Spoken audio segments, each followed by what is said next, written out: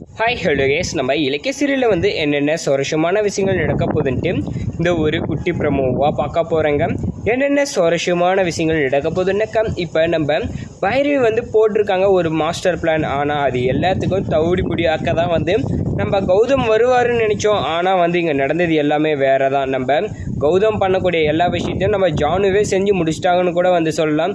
ஏன்னா அந்த அளவுக்கு ஒரு விஷயத்தை இப்போ பண்ணாங்க. எப்படின்னு வந்து பார்த்தீங்கன்னாக்கா, நம்ம கௌதம் வந்து இங்கே கிளம்பி வராங்க. அவர் வந்து இங்கே இலக்கியா வந்து யாரோ நான் யாரோ அப்படின்ற ஒரு விஷயத்த வந்து சொல்ல போகிறாரு. நீங்கள் அதுக்கு ஒத்துக்கிட்டு தான் ஆகணும். அதுக்கு ஏதாவது தடை போட்டிங்கன்னா உங்களை வந்து சும்மா விட மாட்டோம் அப்படின்னு சொல்லி இந்த ஜானுவை இந்த பைரவியும் இந்த அஞ்சலியும் வந்து மிரட்ட ஆரம்பிச்சிட்டாங்க. அதுக்கு ஏதாவது ஒரு சின்ன தடை பட்டாலே உங்களை வந்து உயிரோட விட மாட்டோம் அப்படின்னு சொன்னாங்க. நீங்கள் என்ன உயிரோட விடுறது? உங்கள் 2 பேரை உயிரோட விட்டால் தானே நீங்கள்லாம் வந்து இப்போ இவ்வளோ ஆட்டம் போடுவீங்க.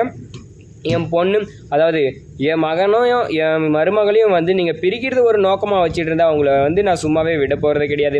அவங்க 2 பேரும் எவ்வளோ முக்கியன்றது, அவங்களுக்காக எவ்வளோ பாடுபட்டுன்றது எனக்கு மட்டும்தான் தெரியும். இப்போ அவங்க 2 பேரும் வந்து பிரியணும் அப்படின்னுக்கா நீங்கள் 2 பேரும் வந்து உயிர் இழக்கிறத கூட கொஞ்சம் கூட யோசிக்க மாட்டேன், உங்களை வந்து கொண்டுடுவேன் அப்படின்ற ஒரு விஷயத்த வந்து சொல்கிறாங்க. என்னடா இது அப்படின்னு வந்து பார்த்தனாக்கா, உங்களால் என்ன பண்ண முடியுமோ பண்ணிக்கோங்க அப்படின்னு வந்து சொல்லிட்டாங்க நம்ம பைரவி.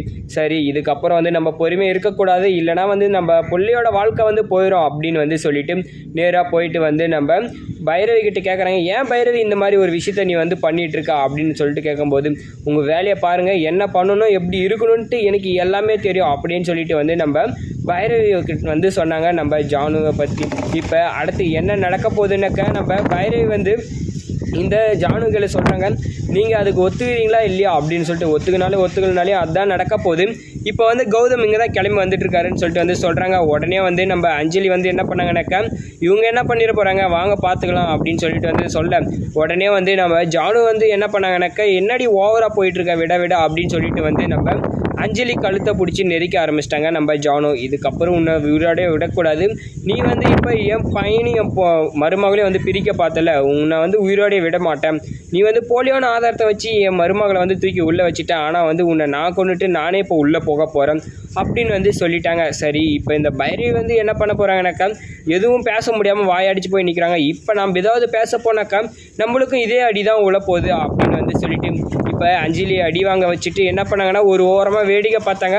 ஆனால் ஒரு கட்டத்தில் வந்து நம்ம அஞ்சலி எல்லா உண்மையும் வந்து சொல்லிட போகிறாங்க. உயிருக்கு பயந்துட்டு என்னென்னக்க பணத்தை போலீஸ் கையில் கொடுத்ததே இந்த பைரவி தான், இவங்க தான் எல்லாத்துக்கும் காரணம் அப்படின்ற ஒரு விஷயத்த சொல்லிட்டாங்கன்னா போவாங்க. அப்போ தான் வந்து நம்ம பைரவியோட மொத்த சாப்டர் வந்து க்ளோஸ் ஆக போகுது. நம்ம ஜானு வந்து இந்த பைரவி என்ன பண்ணுவாங்க விஷயம் தெரிஞ்சா அப்படின்றத வந்து கமெண்டில் கமெண்ட் பண்ணி வீடியோக்கு லைக்கை போட்டு மறக்காமல் நம்ம சேனலையே சப்ஸ்கிரைப் பண்ணிக்கோங்க.